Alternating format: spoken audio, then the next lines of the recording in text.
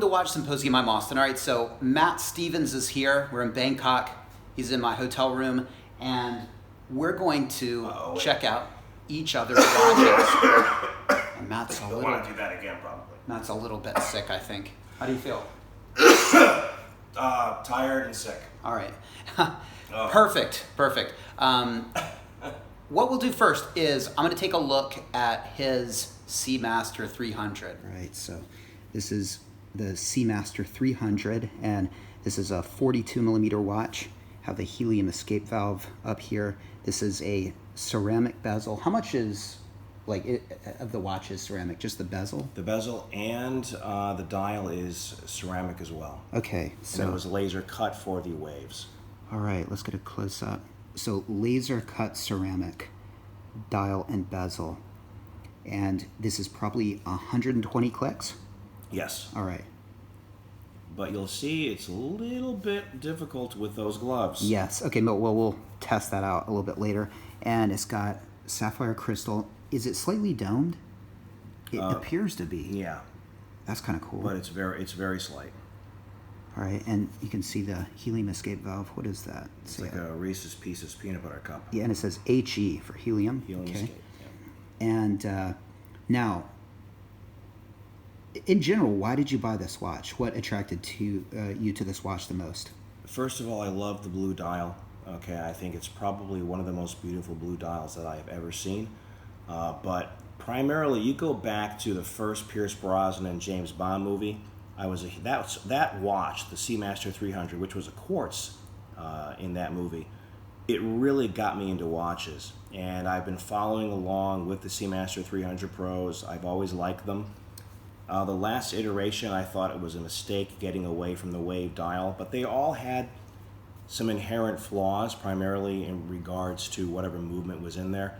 Here, they knocked it out of the park. The 8800 movement is about as anti-magnetic as you can get for a watch movement. And that was what really sealed the deal for me. Well, you've been bitten by the magnetic bug, yes, so to speak. And so that's something that's really important for you. And luckily, I haven't yet. So what do you dislike about this watch? There are only two things. The first is the thickness of the clasp. Okay, that is a machined clasp. It has a wonderful glide locking type movement. If you open this up, you'll see how easy it is to adjust your micro adjustments with the push lever. Fantastic. But it is big, and so you're going to get a lot of desk diver scratches. But I can live with that. The other aspect of it, and Mark Goldberg touched on this, and others have as well, the skeleton hands. While they are thicker than all the prior iterations and therefore easier and more legible to see, at night you cannot tell the time in the dark because you just don't have enough lume on those hands. Yeah, these are rhodium-plated skeleton hands, and I think the surrounds on the indices are rhodium plated, and so we had a conversation about that earlier. We don't quite know what that means. Yeah, Don Haynes will be really angry with us. Well, hey, throw a comment in the comment section. What the hell is a rhodium plated pair of hands? I'm assuming that rhodium is a metal.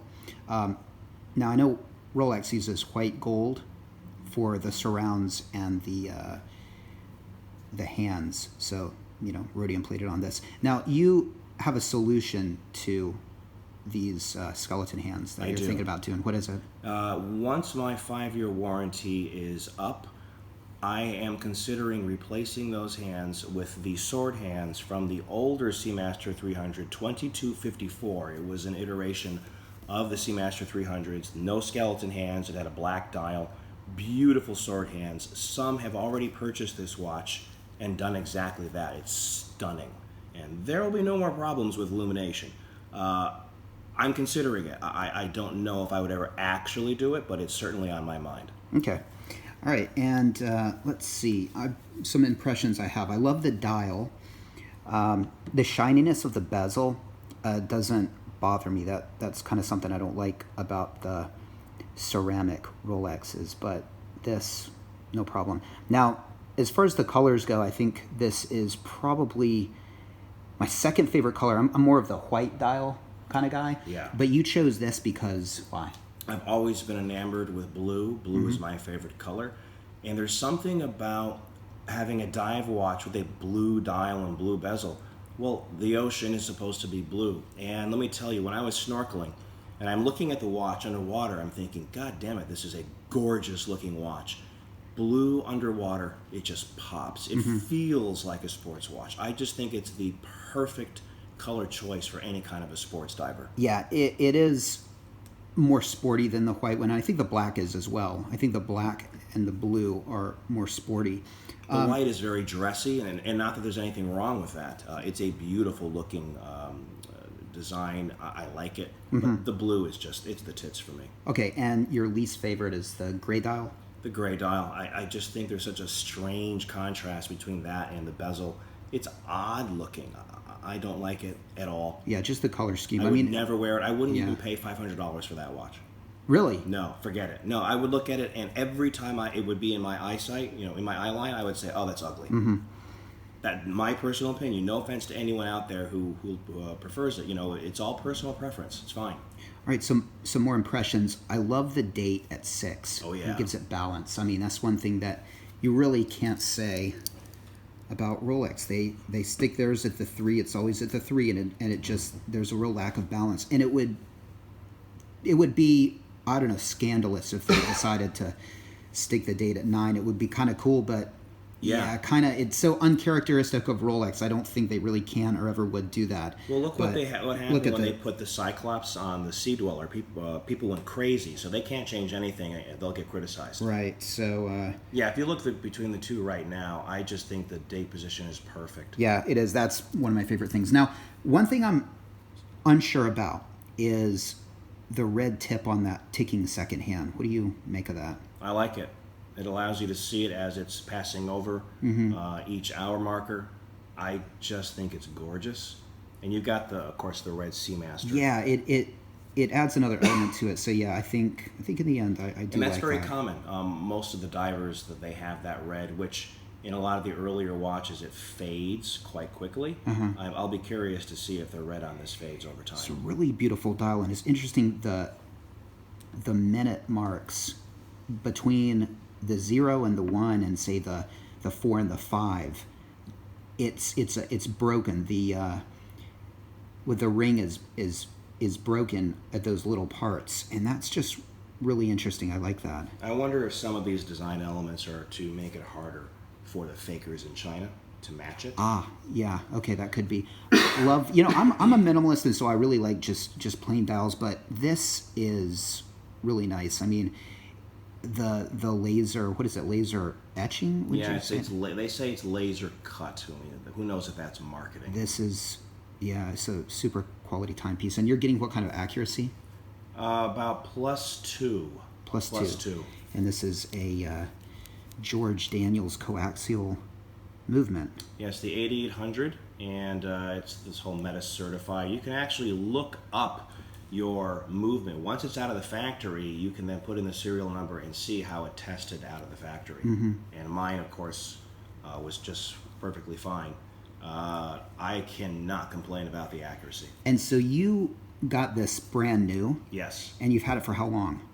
Oh God, how long has it been now? 6 weeks. All right, 6 weeks. Now let's look at the bezel on the 10. I see a little mark there.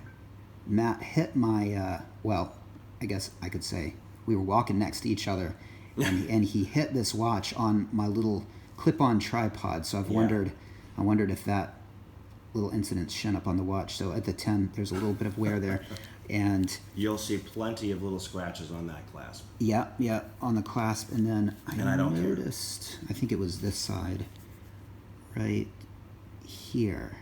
I whacked a doorknob at one point. Yeah, that looks where, right the tip of my finger, you can see there's a little bit of wear there.